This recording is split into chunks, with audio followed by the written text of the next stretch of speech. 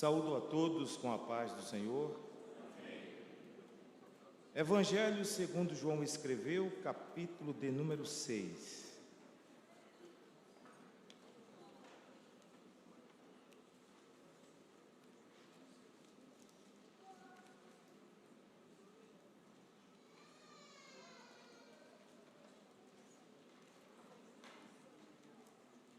Quero louvar a Deus por essa oportunidade de estar aqui nessa noite, para juntos prestar um culto de adoração e louvor ao nosso Deus. Grato pela vida do nosso pastor, por essa oportunidade e a confiança, Sem delongas, capítulo de número 6, eu vou ler na versão Almeida atualizada da edição de 2017, a minha tradução, tá? Vamos ler a partir do verso de número 27. João capítulo 6, versículo 27. Diz assim a palavra de Deus: trabalhem não pela comida que se estraga, mas pela que permanece para a vida eterna, a qual o Filho do Homem dará a vocês, porque Deus, o Pai, o confirmou com o seu selo. Então lhe perguntaram: que faremos para realizar as obras de Deus? Jesus respondeu: a obra de Deus é esta, que vocês creiam naquele que Ele enviou. Graças a Deus, até aqui. Louvado seja Deus pela sua palavra. Nessa noite, eu quero compartilhar algo baseado nesse texto e tantas verdades que há no texto. Eu sempre falo isso, que ninguém tem a capacidade de esgotar o texto, porque a palavra de Deus, ela é uma fonte inesgotável. Mas eu quero compartilhar algo nesse texto que nós lemos aqui, que Jesus dá um discurso dentro de uma das sinagogas de Cafarnaum. Ele dá um discurso sobre o pão da vida, que Ele mesmo é o pão da vida. Nesse texto que nós lemos, como eu tomei por base, Jesus fala sobre o trabalhar por uma comida que não perece. É claro que o texto, Jesus não está dizendo que ninguém precisa trabalhar, não é isso. Isso não significa que não devemos fazer esforço pelas nossas necessidades, para suprir as nossas necessidades e os nossos desejos. Jesus, ele não anulou isso aqui, o trabalho. De forma alguma, ele anulou o trabalho. É tão verdade isso que Paulo, escrevendo à igreja de Tessalônica, em 2 Tessalonicenses capítulo 3, versículo 10, o texto fala assim: aquele que não quer trabalhar, também não coma.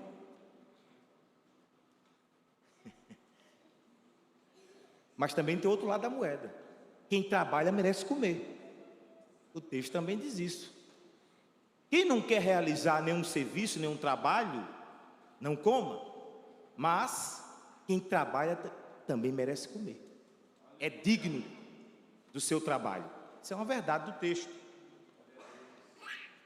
Então, ele não anulou essa questão. O que Jesus nos mostra aqui nesse texto, de tantas verdades, que devemos priorizar, focar a nossa mente, os nossos corações, ou o nosso coração, no que há no reino dele. É o reino de Deus. Essa é a verdade do texto aqui, de tantas, claro. Trabalhe não pela comida que se estraga.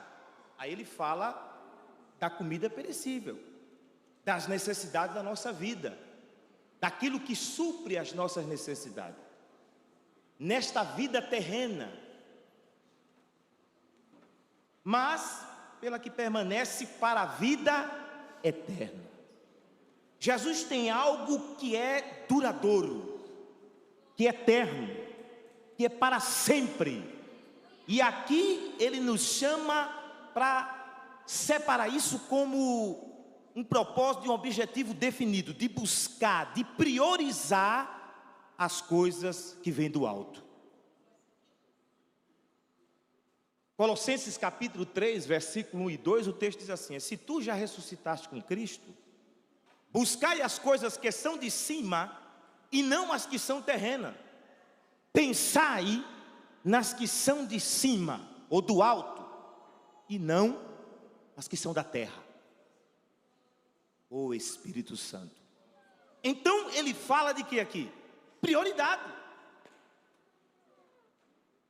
Nós somos seres humanos, ser social, interagimos com as pessoas, mas também somos seres espirituais.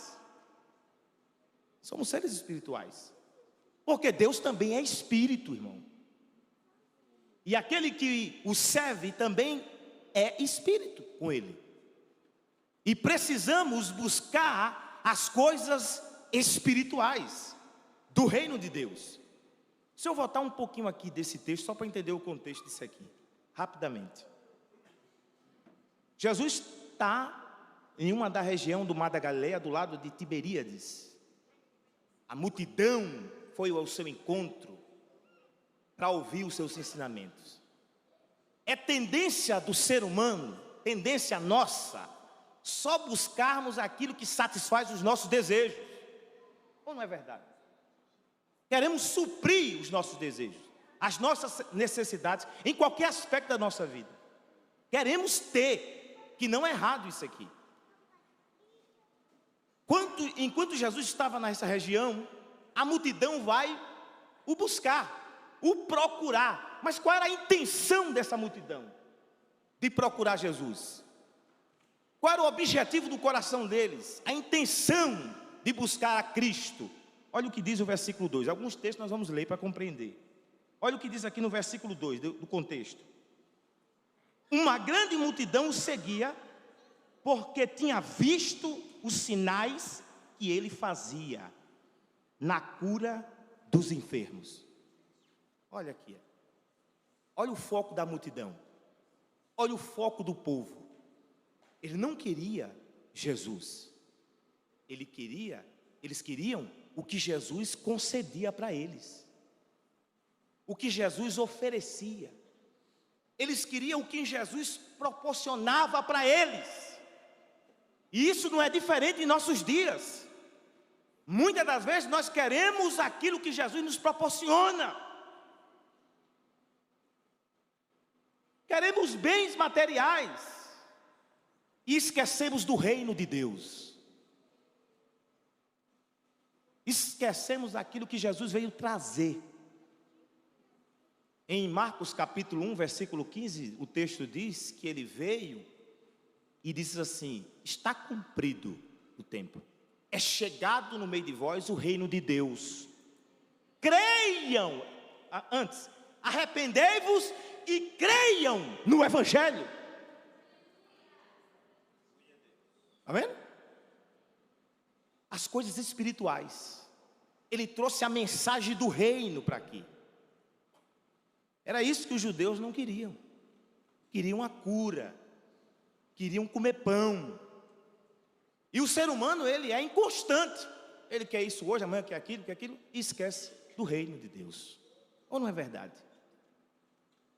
Olha o que diz aqui o versículo 23, dentro desse mesmo capítulo.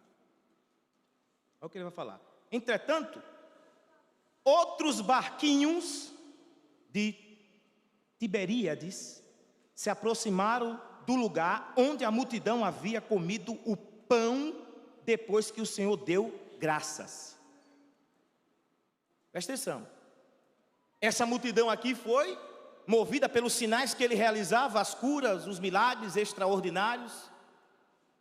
Aí vem outro grupo, se junta com esse aqui e vai atrás dele por causa de quê? De pão. Do que é perecível, do que é passageiro, do que se passa. O carro passa, sua casa vai passar, seu dinheiro vai passar, o nosso, tudo passa, mas as palavras de Deus não passam, ela permanece para sempre. E se nós termos esta palavra, este evangelho, também permaneceremos para sempre. Então, o que é que nós estamos priorizando nesta vida? Que é passageiro e estamos cientes disso. E que a nossa pátria não é aqui nesta terra. O reino dele também não é aqui nesta terra. Lá em João 18:36, ele disse para Pilatos: olha, o meu reino não é desse aqui não. Está vendo? Tudo que Jesus trouxe a este mundo, ele trouxe do alto, do céu, do reino, e deu para nós. Ele deu. Então, a massa vai ao encontro de Cristo. Era cura, era pão também. Queria pão, mas não queria a mensagem que ele tinha. Queria o que ele oferecia. E devemos ter cuidado. De que maneira estamos procurando a Deus? Porque aqueles eles foram à procura de Cristo, de Jesus. Isso é o contexto. Se deslocaram, perceberam que Jesus não estava mais nessa região, ele foi para o outro lado, do mar da Galileia para a região de Cafarnaum.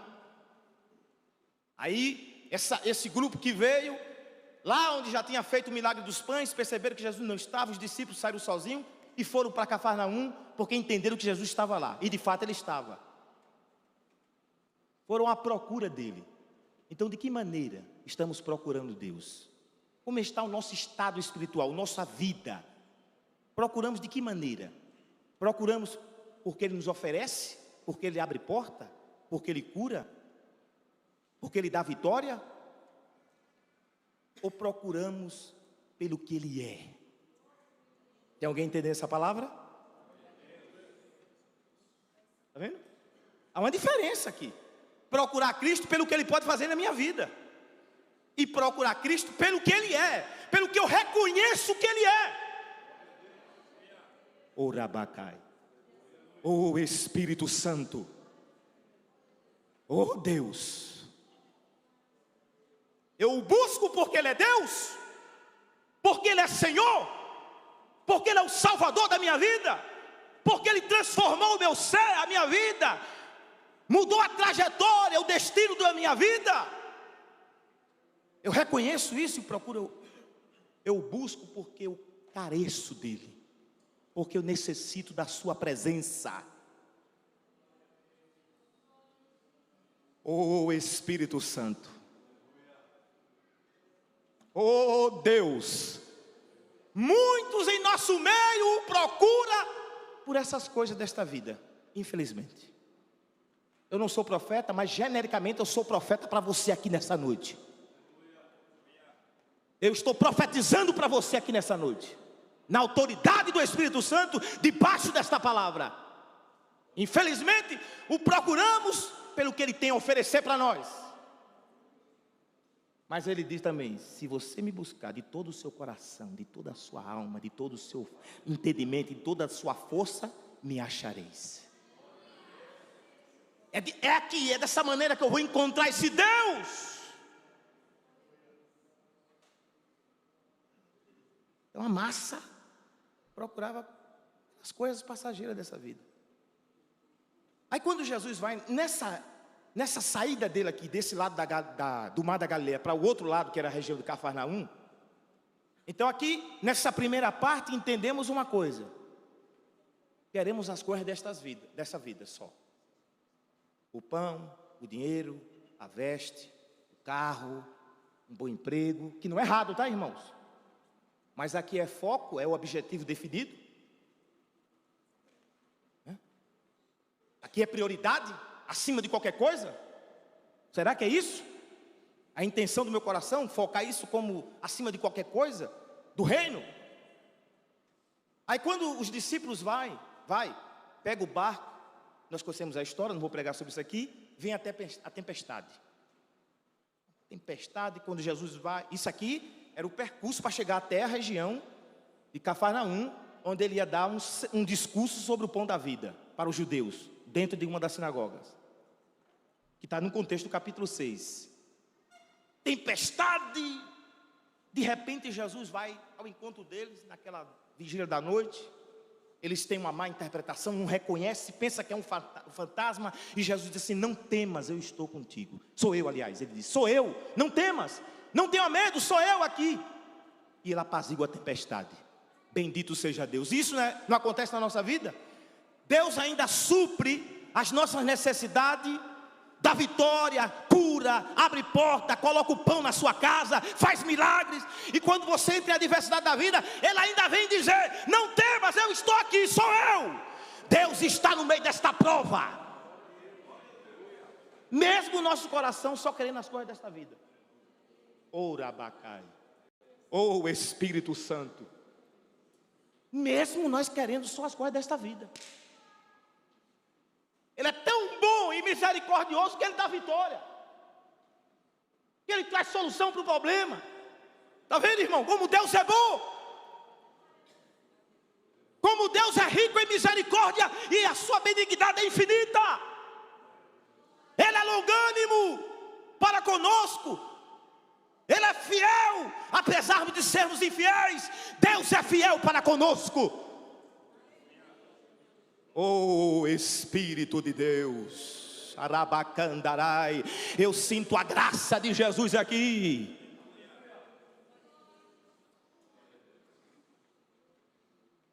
E Jesus sabia, meu irmão, que a intenção do povo era essa: os sinais e o pão. Aí eu entro no texto que eu li rapidamente aqui. Quando o povo chega aqui no texto até Jesus, o curioso dentro do contexto aqui, eles disseram assim: mestre, tudo ansioso, aquela ansiedade e tal. O senhor chegou quando aqui? Quando foi que o senhor chegou aqui? O procuramos, não encontramos lá mais naquela região de Tiberíades. Ou o senhor pegou o barco, não avisou nada? Veio para cá, e todo mundo empolgado, aquela massa querendo ver Jesus, não querendo ver o que Ele vai oferecer naquele dia. O que é que Ele tem para fazer, para dar para eles? Quando foi que o senhor chegou aqui, Senhor? Está no texto, irmão. Quando foi que o senhor chegou aqui?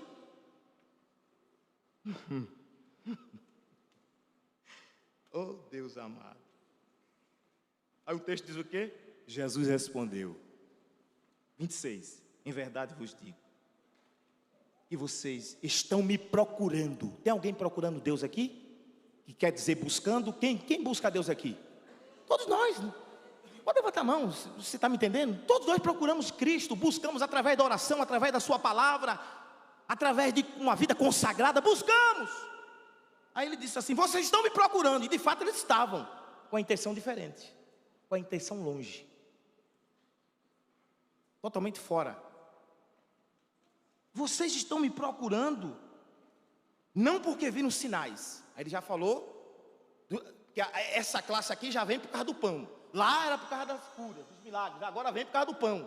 Aí ele vai dizer isso aqui, porque o contexto diz que era o grupo que ia atrás de sinais. Agrupa outro, vai o procurar, e ele diz: agora vocês não estão atrás de sinais não, né? Agora vocês estão aqui porque comeram os pães e ficaram satisfeitos. Está vendo? Estava todo mundo satisfeito, teve pão. Sobrou 12 cestos, meu irmão. Sobraram 12 cestos para quase 5.000 homens, fora as mulheres e crianças. Jesus, quando faz milagre, Ele faz assim mesmo, irmão. Ele faz de abundância, numa medida recalcada, sacudida e transbordante. E quando Ele realiza, é para compartilhar mesmo. Ele é assim. Mas aí Ele disse: vocês estão aqui me procurando por causa dos pães. Aí Ele fala a verdade: agora eu quero que vocês priorizem. Então Deus está dizendo assim para nós: eu estou dando tudo para vocês. Estou abrindo porta, estou curando a vida de vocês, estou operando milagres, estou providenciando, mas priorize o meu reino. O reino, o evangelho, as coisas que vêm do alto. Ele está dizendo isso. Aí ele fala: trabalhem não pela comida que se estraga, mas pela comida que para a vida eterna, mas pela que permanece para a vida eterna, a qual o Filho do Homem dará a vocês, porque Deus o Pai o confirmou com o seu selo. Quando Jesus fala isso, eles entendem a questão do trabalho. Aí ele diz no contexto assim, no versículo seguinte, né? Que faremos para realizar a obra de Deus? Então, fala para nós o que devemos fazer para realizar a obra de Deus. Queremos trabalhar por essa comida também. Eles não entenderam o que Jesus estava falando, meu irmão. Aí Jesus chegou e disse assim para eles: a obra de Deus é esta, que vocês creiam naquele que Ele enviou. Esta é a obra de Deus. Esta é a missão que Jesus veio trazer, uma boa notícia, o Evangelho, para que todo aquele que nele crê não pereça, mas tenha vida eterna. Deus tem muito para você, muito mais do que você possa imaginar. Ele tem mais do que a casa, o dinheiro, a roupa, a veste, a comida. Ele tem a vida eterna. Porque tudo isso passa, mas a vida eterna é para sempre com Ele, na eternidade. Deus não prometeu casa para ninguém. A igreja, eu não vejo Deus prometendo casa para a igreja. No coletivo, estou falando aqui, tá? No coletivo, alguém me entende isso aqui? Não prometeu nada disso. Não prometeu terreno, não prometeu dinheiro, não prometeu nada para a sua igreja. Sabe o que Ele prometeu para a sua igreja? 1 João capítulo 2, versículo 25. Ele prometeu a vida eterna. Isso Ele prometeu. A vida eterna para aquele que nele crê. A vida eterna, irmãos. Essa é a promessa que Ele nos fez, é isso que o texto diz. Essa é a promessa que Ele nos fez. A vida eterna. Bendito seja o nome do Senhor. Então é aqui que eu tenho que cuidar. Preciso cuidar da minha vida espiritual. Zelar da minha vida espiritual. Buscar a Deus como prioridade. É tão forte isso que quando você lê Mateus 6, quando ele fala da comida, da bebida, lá dentro do contexto, ele fala assim: não fiqueis ansiosos por coisa alguma, pelo que há de comer, pelo que há de beber, pelo que há de vestir, porque a sua vida vale mais do que a comida e a bebida, o seu corpo vale mais do que a veste. Bendito seja Deus. Aí ele diz lá na altura do versículo 25, se não me falha a memória, deixa eu conferir aqui, na altura do versículo 31, 32, aí ele vai falar, irmãos, que o vosso Pai sabe das vossas necessidades. Deus sabe que você precisa da comida, da bebida e da veste. Deus sabe das nossas necessidades. Então ele diz: não andeis preocupados, ansiosos. No 34 ele fala: porque basta a cada dia o seu mal. Porque o vosso Pai sabe das vossas necessidades. E se priorizarmos o reino, Deus suprirá. Deus proverá. Se priorizarmos o reino de Deus, as coisas que vêm do alto.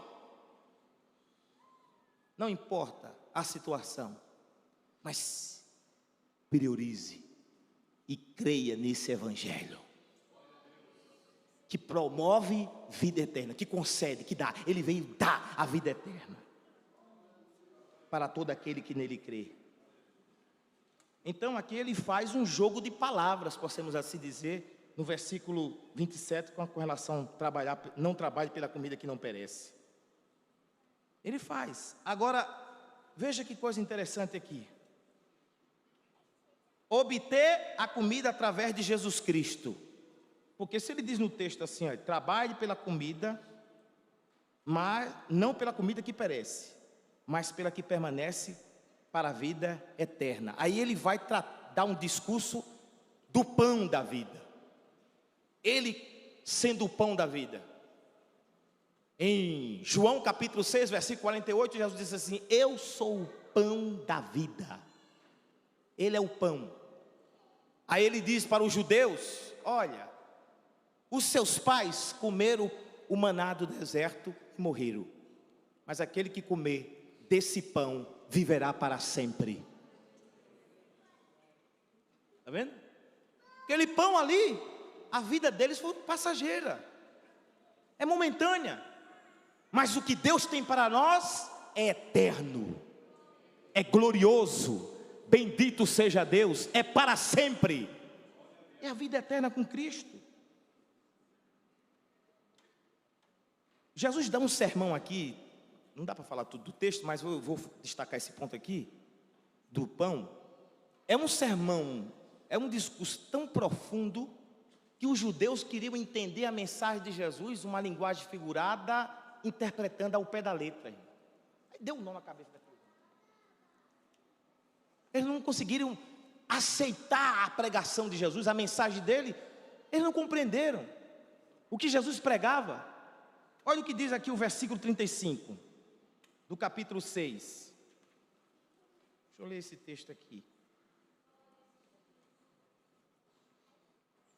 Jesus respondeu: eu sou o pão da vida. Quem vem a mim jamais terá fome, e quem crê em mim jamais terá sede. Bendito seja Deus. Isso aqui é profundo. Aí, no versículo 51 e 55, olha o que diz o texto, até o 55. Eu sou o pão vivo que desceu do céu. Se alguém comer deste pão, viverá eternamente, e o pão que eu darei pela vida do mundo é a minha carne. Então os judeus começaram a discutir entre si, dizendo: como é que este pode nos dar a sua própria carne para comer? Jesus respondeu: em verdade lhe digo que, se vocês comerem a carne do Filho do Homem e não beberem o seu sangue, não terão vida em vós mesmos. Quem come a minha carne e bebe meu sangue tem a vida eterna, e eu ressuscitarei no último dia, pois a minha carne é verdadeira comida e o meu sangue é verdadeira bebida. Bendito seja o reino, o nome do Senhor Jesus Cristo. Aqui está a vida eterna, a verdadeira comida, o verdadeiro pão. O seu corpo pendurado no madeiro para o perdão, para a remissão dos nossos pecados. Este pão, é este evangelho, este nome, esse Deus que, se crermos, teremos a vida para todo sempre com Deus na eternidade, irmão. Porque não há outro que possa salvar, a não ser Jesus Cristo, o nosso Senhor e Salvador. É esse Deus que devemos crer, é este pão que devemos comer, é esta carne, esse sangue, para vivermos para sempre, porque tudo aqui passa. E os judeus não creram na sua mensagem. Aí Jesus, quando ele vem e vai dando seu sermão, no versículo 38 ele diz assim: eu desci do céu. Ele dá a continuação da sua pregação: eu desci do céu não para cumprir a minha vontade, mas a vontade daquele que me enviou. E a vontade daquele que me enviou é esta: que todo aquele que vê o Filho e nele crê, tenha a vida eterna, e eu o ressuscitarei no último dia. Ele veio cumprir a vontade do Pai. Ele nunca fez a sua vontade, mas ele anunciou a mensagem do reino, que era a vontade do Pai para os homens, para que os homens reconhecessem o Cristo como o Senhor da sua vida, e recebessem o perdão dos seus pecados, e fossem salvos, porque para isso ele veio. Em Lucas 19:10, eu vim buscar e salvar aquilo que se havia perdido. Ele veio para isso aqui. É essa comida que eu preciso comer. É isso que eu preciso priorizar acima de qualquer coisa nesta vida. Mas confiando que Deus é um Deus provedor e que conhece as nossas necessidades. Que maravilha, irmão. Se focarmos a nossa mente, o nosso coração, um objetivo definido no reino de Deus, tenho certeza, mesmo passando provações e aflições, Deus proverá todas as coisas. O justo clama e o Senhor escuta e livra de todas as suas tribulações. Alguém que crê nesta palavra?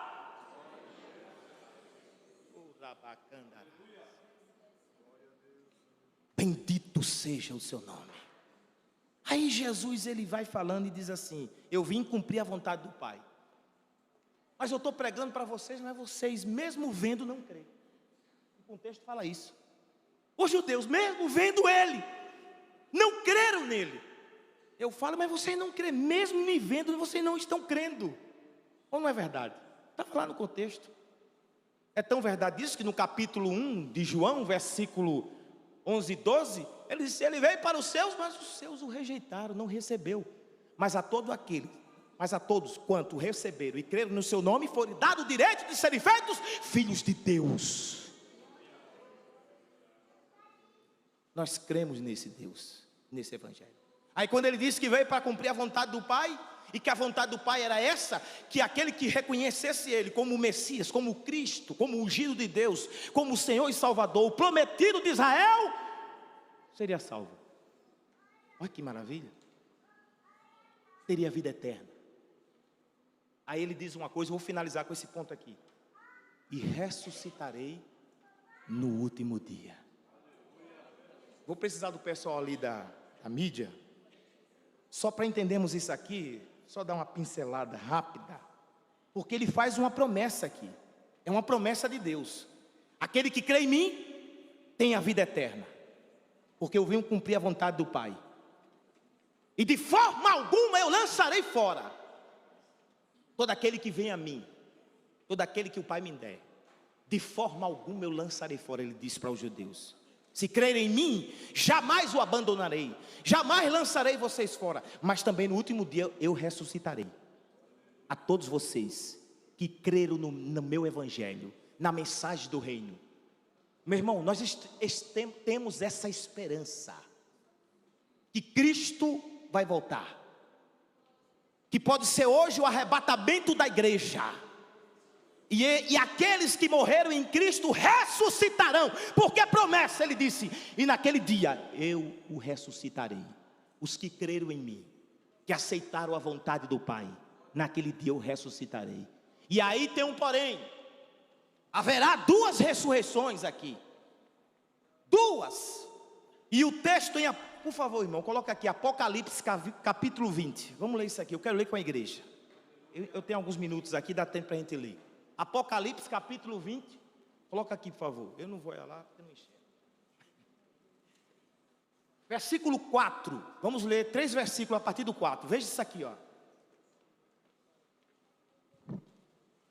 Eu vi tronos, e assentaram-se sobre ele aqueles a quem foi dado o poder de julgar, e vi as almas daqueles que foram degolados pelo testemunho de Jesus e pela palavra de Deus, e que não adoraram a besta, nem a sua imagem, e não receberam o sinal na testa, nem a mão, e viveram, e reinaram com Cristo durante 1000 anos.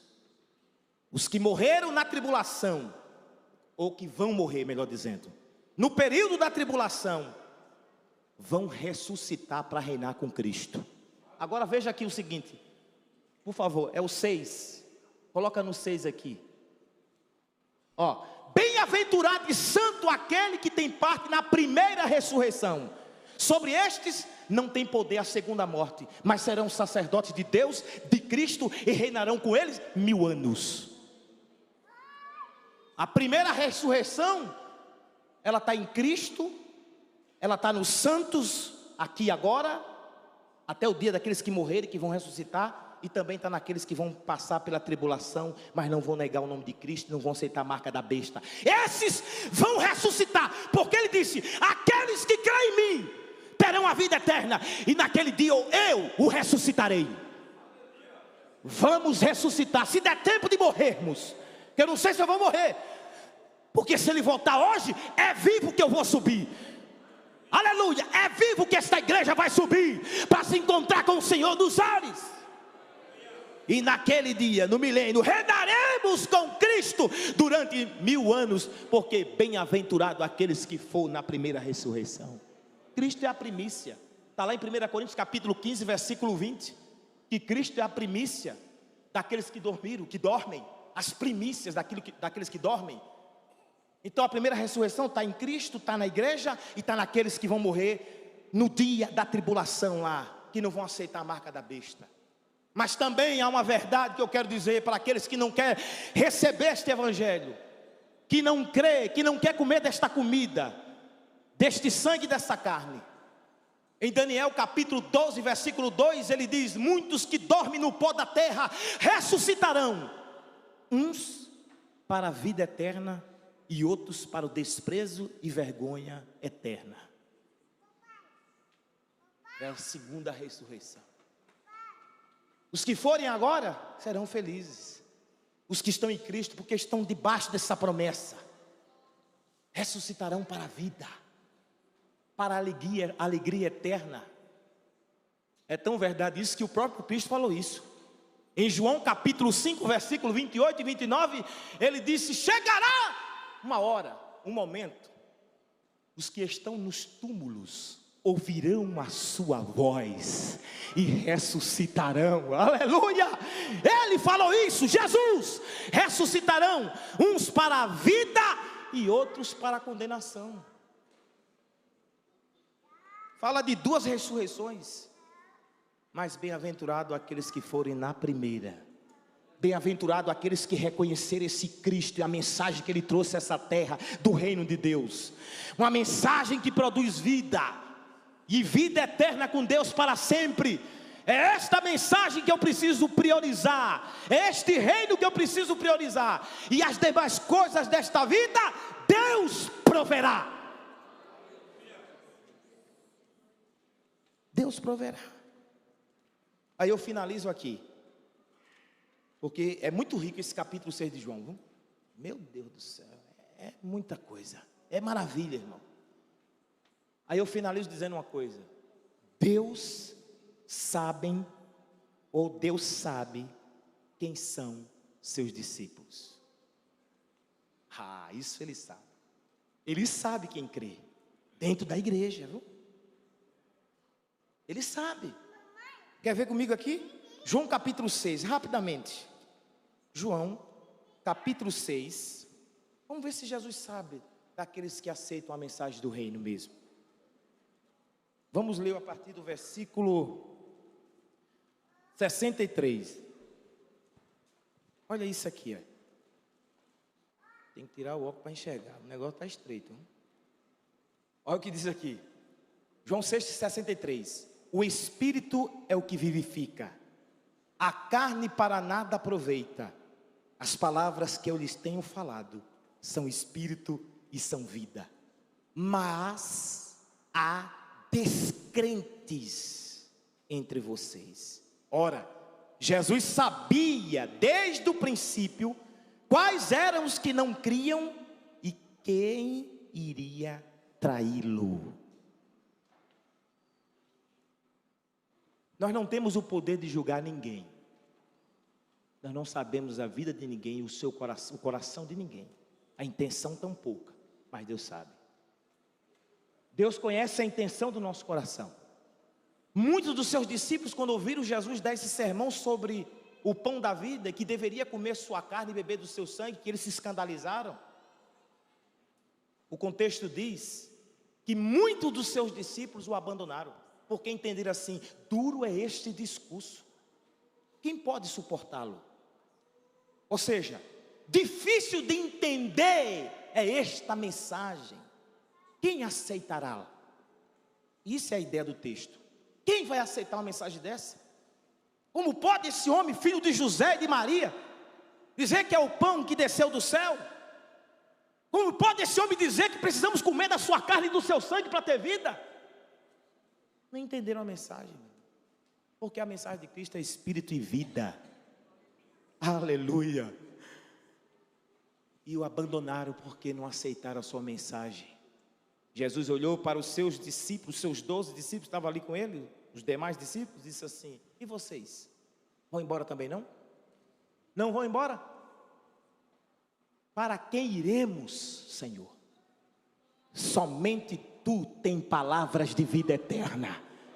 Quem entende a mensagem do reino, quem de fato aceita essa mensagem, quem de fato crê neste evangelho, não abandona Cristo. Se de fato fomos regenerados através do lavar e regenerador do Espírito Santo e renovador, jamais negaremos esse Cristo, irmão, porque o evangelho está em nós e Cristo está em nós e nós estamos em Cristo. Se comermos da sua carne e bebermos do seu sangue, temos a vida eterna, permanecemos nele e ele permanecerá em nós, diz a sua palavra. Nesta noite, receba esta palavra, creia neste evangelho, creia na obra de Deus, creia no Cristo que veio enviado por Deus para dar vida a todo aquele que nele crê. João 5:24, ele disse: na verdade vos digo, aquele que crê nas minhas palavras e crê naquele que me enviou, não entrará em condenação, mas passou do caminho da morte para o caminho da vida. Bendito seja o nome de Jesus. A igreja de pé, por favor.